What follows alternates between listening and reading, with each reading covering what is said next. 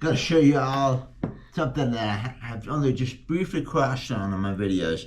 And I'm going to show you this very specifically in this video. That's all we're going to talk about. That is the truss rod trick. I have two 70s next year, and they're both owned by the same person, coincidentally. One of them is finished and one of them is not. So I'm going to show you this one, and then I'm going to show you what it looks like when it's done. 70s Martins have a hollow truss rod right here. See that? It's a hollow metal truss rod.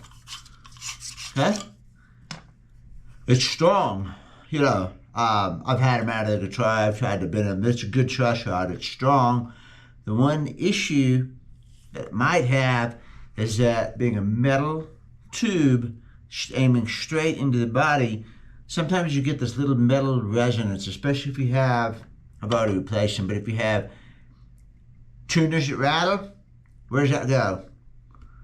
Metal sound going down the neck into the sound hole. Got a crack on the headstock I need to look at. Just saw that. Anyway. So, let me tap on this one. Let's see if we can hear it.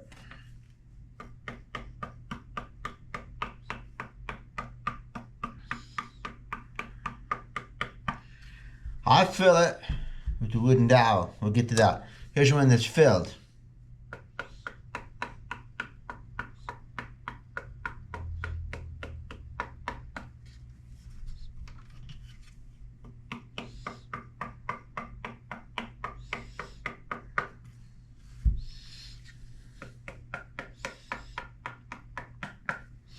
Okay, I started doing this years and years and years ago, at least 20 years ago. I had, for some reason, I didn't give a 70s enough of a neck angle. I was doing a neck reset, and I had to take the neck off and redo it again. So this was the same guitar, 2 days apart. And when I had it off, I just was looking at that thing, and I thought, I wonder what happens if I stick a piece of wood up in there like that and just silicone it in.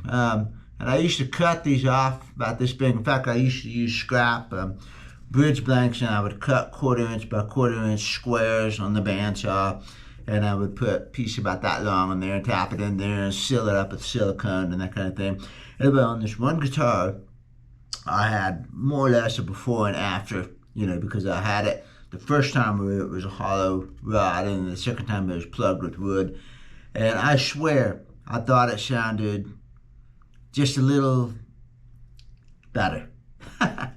I don't like to use the word better. It sounded woodier. I didn't hear that little bit of metallic resonance on it.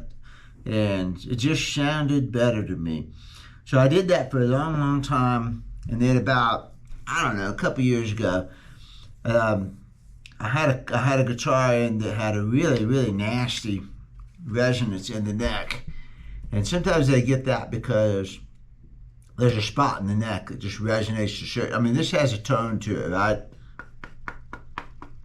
That has a tone, and sometimes the neck will just resonate when you hit certain notes. And so anyway, I was trying to kill this tone, and I thought, you know, I'm just going to run the dowel all the way up into the thing. So I just started doing that.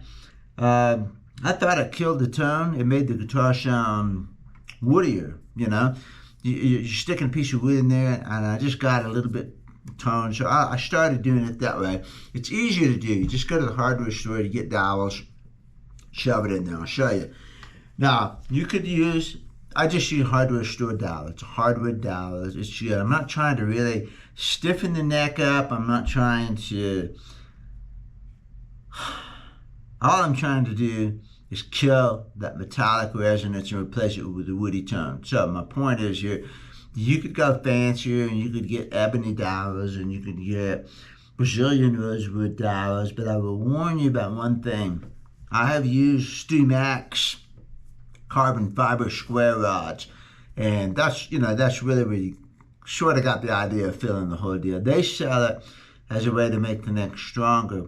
In my experience, it's not going to work. First of all, you're gonna push this carbon fiber thing in there, and then you have to put a plastic strip in there first, and then you push the carbon fiber in there. So you got a plastic strip, you got the carbon fiber, The reason is you're trying to get this thing in this neck, and again, you cannot get a precise fit on it.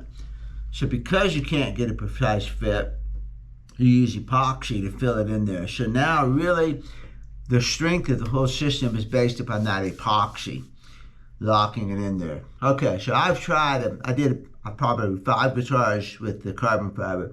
Every one of those 5 guitars had a problem with a bright metallic ping to it. There was a serious weird buzz that the owners would report, and I ended up drilling them out. I got those guitars back, most of them. I think I got 3 of them. I ended up taking the necks off. I ended up drilling in there. I ended up drilling the carbon fiber all the way out, which, believe me, was a headache. I had to get this, 2 foot long, 1/4 of an inch drill bit. It was just a mess. I quit using the carbon fiber for that reason. I had a lot of issues with it. But that long rod is what gave me the idea on the wood. I said, let's just try the wood, because the wood does not have an unpleasant resonance to it. Carbon fiber is really super bright. I use it. I have used it way back when I first started. I used to use it as a shim in the bottom of the saddle. And I would make saddles that were half micarta and half carbon fiber. And I didn't know the difference, micarta versus bone at that point. I hadn't played with it. But one day I thought, I'm going to try this because I needed to raise the saddle. And it was really bright. It made that guitar sound really, really bright. Now, there's better ways to get brightness now. But the point is that right away I realized that carbon fiber has got a really bright tone to it. So, although I don't use the StewMac carbon fiber, but it did kind of give me the idea of using this wooden dowel.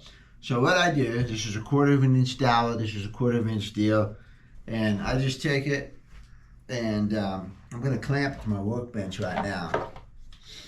I got an upright on this workbench.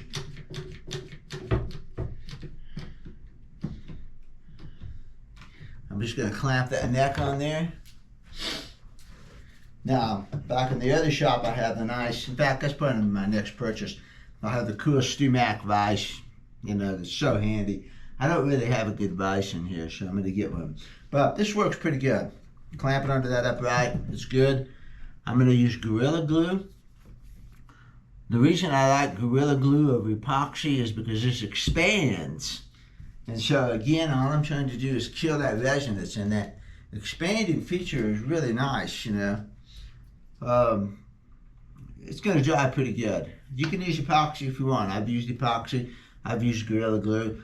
Epoxy, you're going to smear it on here. You're going to twist it down in there. You're going to hope that you get it smeared on here.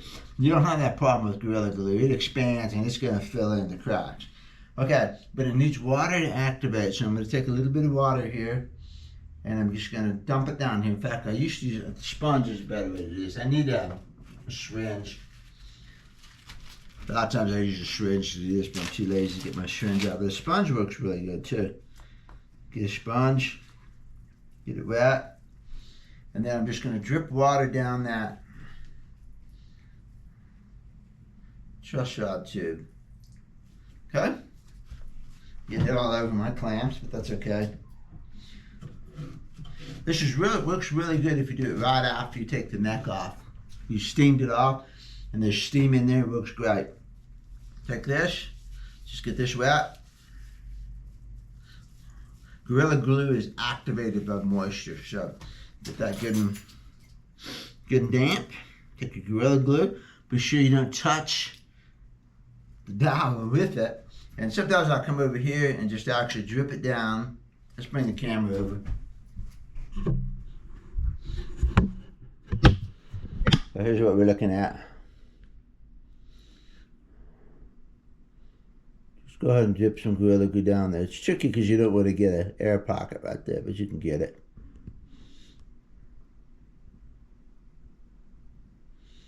That's plenty. That's too much.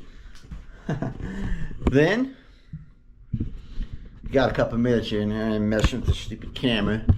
I got a GoPro tripod here that works pretty good, except it's magnetic at the base, so when you let go of it, the strong magnets clip on. It's hard to open with one hand. I'm just going to run the Gorilla Glue down here.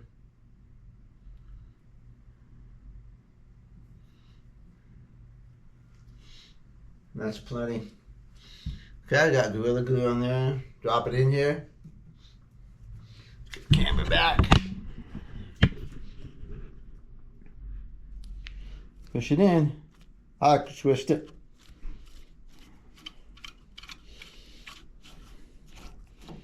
And there you can see the water. And the Gorilla Glue, a little too much water right there. At least I got it in there.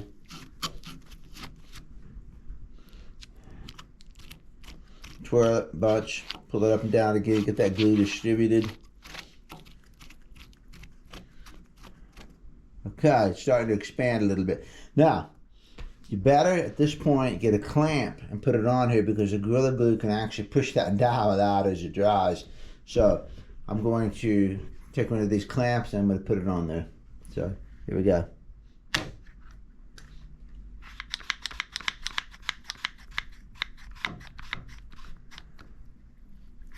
Like that. That'll keep the dowel in there. Okay, now I'll let it dry. I'm going to go for a bike ride. I'll let it dry for an hour or so. Then I'll get a flush cut saw and cut it off right there. And that's what it looks like when it's all done. Plugged up, plugged full of wood. That's it, man. That's the Truss Rod Trick. Try it out sometimes if you ever do your 70s. And again, you know, you feel free to experiment with different kinds of woods if you want to. I just like hardwood dowels. Work pretty good. And they don't weigh a lot. You know, I don't want to add a lot of weight into the neck. So that's one thing about ebony. Ebony inside that would add too much weight. You know, I'm not really trying to add strength. I'm just trying to kill that resonance, that metallic resonance. And this trick works pretty good for me. So you try it out.